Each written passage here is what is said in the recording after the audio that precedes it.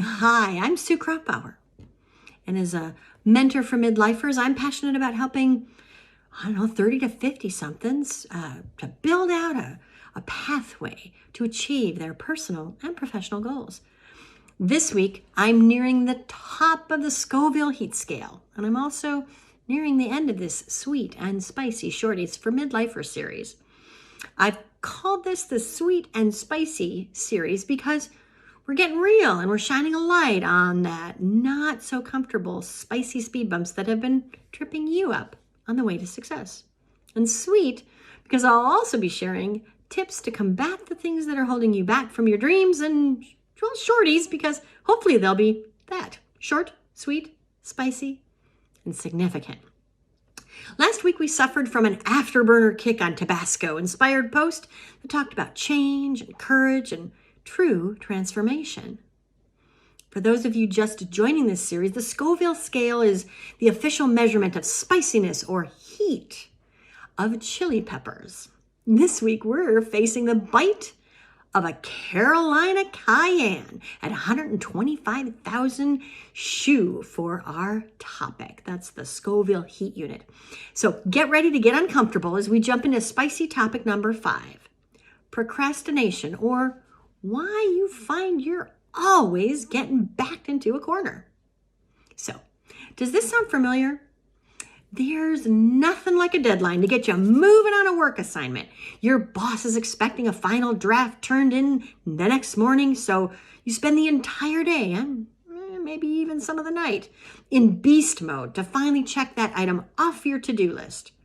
To natural planners, oh gosh, that sounds like a nightmare.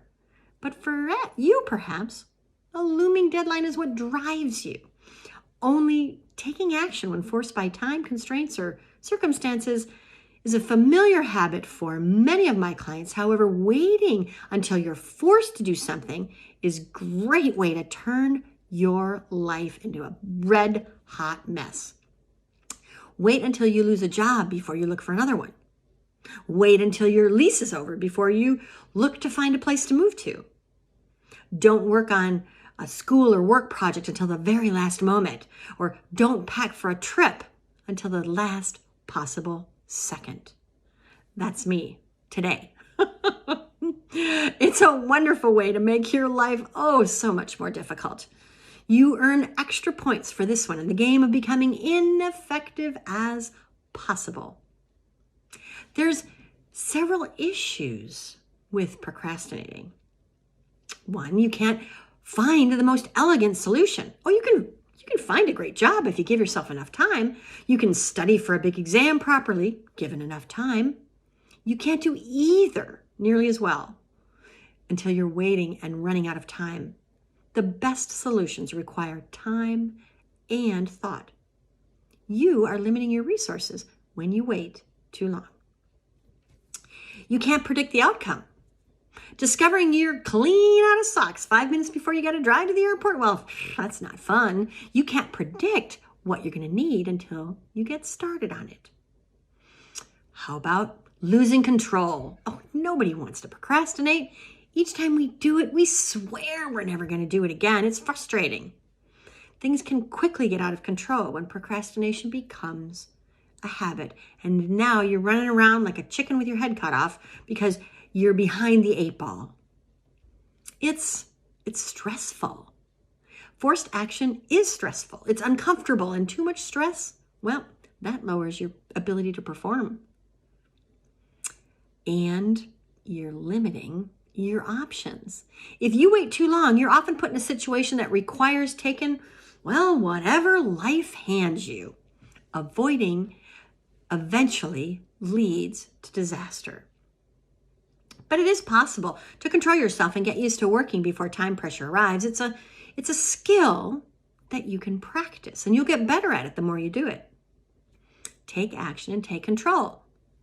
Give yourself plenty of time. Consider the worst scenarios and give yourself that much time at least. Get started. There's no advantage to putting it off. Set some incremental deadlines for yourself, milestones. Since you know you work well under a set of deadlines, use that to your advantage. Consider breaking down each assignment into smaller tasks and then setting a hard deadline for each one of them, including that legwork we mentioned above. Remind yourself that you can relax after you've finished. It's much more effective than sitting around watching Netflix now and only to worry about how you're going to finish it later. Do your work, then enjoy the downtime. Gosh, it sounds a little bit like our mothers, right? Remember all the heartburn you've caused in the past by procrastinating. Avoid repeating those mistakes. I mean, imagine how nice it would be to do your best work without some sort of threat hanging over your head. Take action before it's necessary. You don't need the adrenaline of chaos to motivate you. My advice, make it easy on yourself as possible and get at least some of the work done ahead of time. Then and only then, watch the clock and see your best work emerge. Well, we went Carolina Cayenne, that's a mouthful, this week. And for some of you, maybe made you sweat a little bit, huh? I know that the past few weeks I've been recommending you check out my Kickstart Your Comeback program. But at the risk of sounding a bit like a broken record, I want you to know there's a lot more to be found at my website as well. Well, for instance, Purpose to Impact. It's an intensive masterclass that takes a deeper dive into this line of thinking with 36 crisp and powerful lessons that are designed to help you develop a personal success playbook.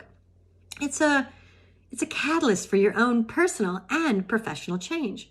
Check it out using the link in the description. And I'll see you next week as we round the corner on third base and start heading home.